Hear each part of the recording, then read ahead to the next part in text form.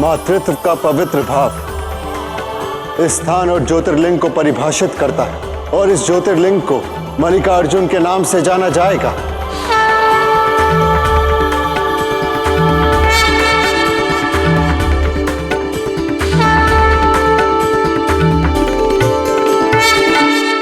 महादेव, अब भी शेष 10 ज्योतिर्लिंग जागृत करना शेष है। हमें शीघ्रता करनी होगी क्योंकि अब तक दैत्य माता दीति को आभास हो गया होगा, क्योंकि हम उसके द्वारा किए विनाश के विध्वंस का हल ढूंढ रहे हैं।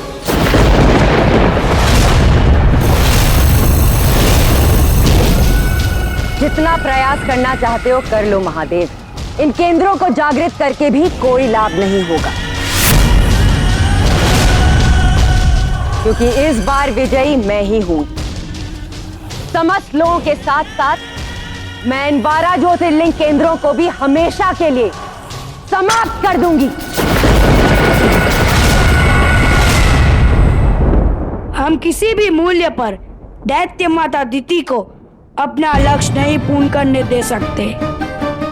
शीघ्र बताइए माता, अगला ऊर्जा केंद्र कहाँ है?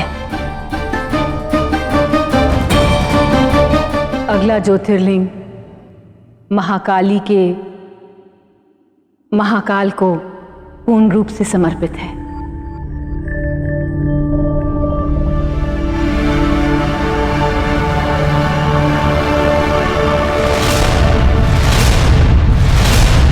तुम अग्नि से खेल रही हो दैत्य माता। पहले तुमने पाताल पर प्रहार किया और अब उन स्थानों को नष्ट करना चाहती हो जिसपे महादेव और महाकाली मिलकर ज्योतिर्लिंग स्थापित करना चाहते हैं। ऐसा मत करो। जिसने अग्नि का सेवन किया हो वो ज्वाला ही उगलता है और मैं ज्वाला का रूप हूं। क्या कर लेंगे महादेव? कुछ नहीं। जानते हैं इस क्षण महादेव और महाकाली क्या कर रहे हैं? वो दोनों अपनी चिता सजा रहे हैं। इतने वर्षों से प्रकाश स्रोत जो पृथ्वी के अंधेरे को दूर करने के लिए सज्ज था, निष्क्रिय था, आज उसके जागृत होने से ऐसी ऐसी शक्तियां जागृत हुई हैं जो किसी भी ज्योति को बुझा डालेंगी। आप देखना चाहेंगे कैसे गुरुदेव?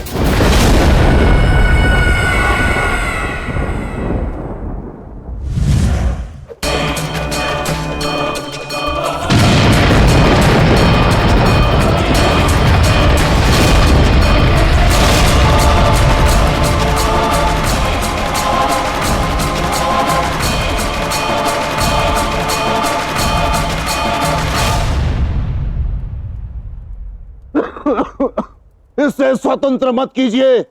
इसके स्वतंत्र होने से आपके मेरे प्राण संकट में आ सकते हैं। असुर एक दूसरे को समाप्त करने के लिए आतुर हो जाएंगे।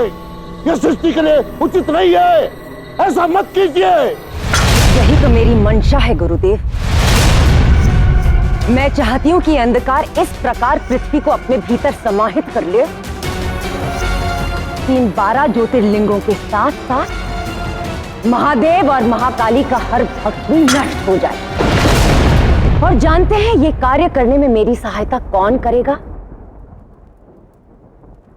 ये दूषण।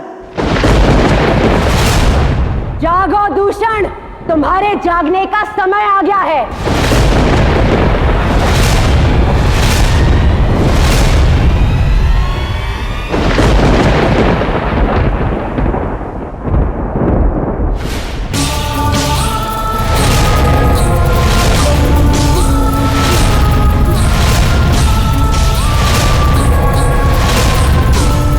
इतने वर्षों से तुम्हें पाताल में बंधक बनाकर रखा है, किंतु आज मैं तुम्हें स्वतंत्र करती हूं।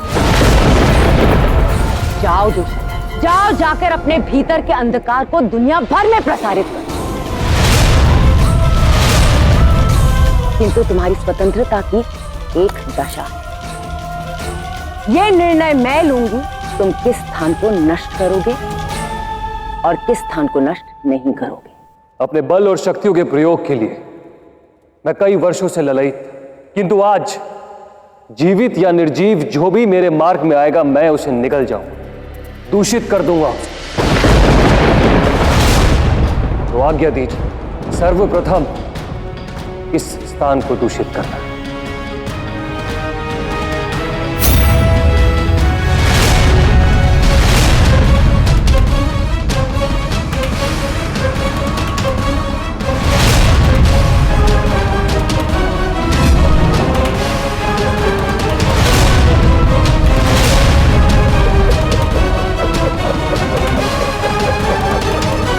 ये उचित नहीं किया आपने दैत्य माता। इसे जागृत करके आपने इसे अंत के मार्ग पर भेजा है।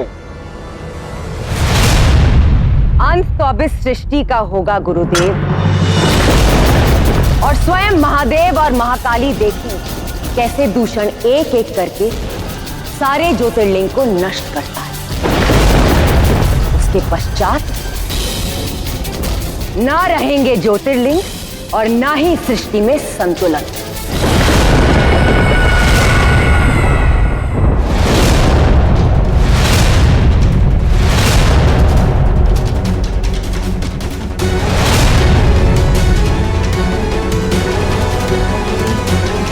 क्या हुआ माता? आप और विनायक इतने व्यथित क्यों दिखाई दे रहे? अब दीति ने क्या कर दिया? दीति ने क्या किया ये तो मुझे ज्ञात नहीं पुत्र, पर क्योंकि मैं प्रकृति हूं इसलिए मुझे आभास हो रहा है कि शीघ्र ही पृथ्वी लोक पर कोई आपदा आने वाली है।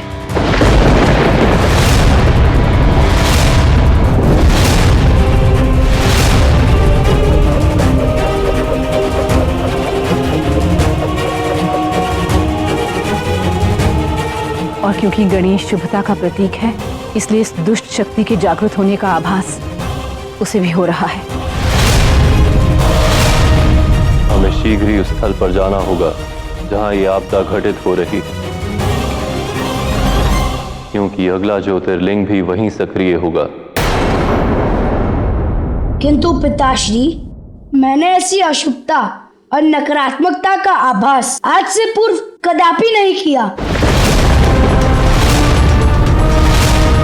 और पृथ्वी लोग इस नकारात्मकता को सहन नहीं कर पाएंगे। सब कुछ नष्ट हो जाएगा पिताश्री। नकारात्मकता और अंधकार कितना ही गंभीर स्वरूप क्यों ना ले ले, किंतु पृथ्वी लोक तब तक सुरक्षित है जब तक एक भी भक्त पूर्ण रूप से समर्पित है। अर्थात जो ज्योतिर्लिंग अब स्थापित होगा उसका महादेव और महाकाली के भक्त से संबंध है। वो कोई साधारण भक्त नहीं कार्तिकेय, उसकी भक्ति में इतना तेज है कि वो अगले ज्योतिर्लिंग को ना केवल सक्रिय करने में सक्षम है, अपितु वो समस्त संसार को भक्ति और समर्पण की सीख देता रहेगा।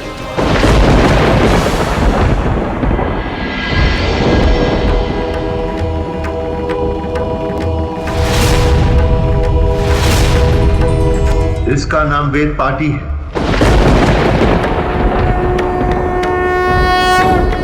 महादेव का वो भक्त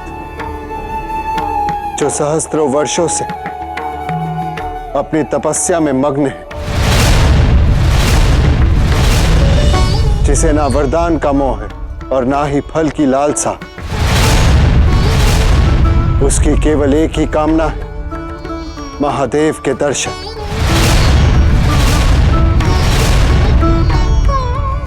प्रत्येक दिन समस्त उज्जैन नगरी वासी यहाँ इस आशा से एकत्रित होते हैं, यदि वेद पाटी को महादेव के दर्शन हुए तो उन्हें भी महादेव के दर्शन प्राप्त होंगे।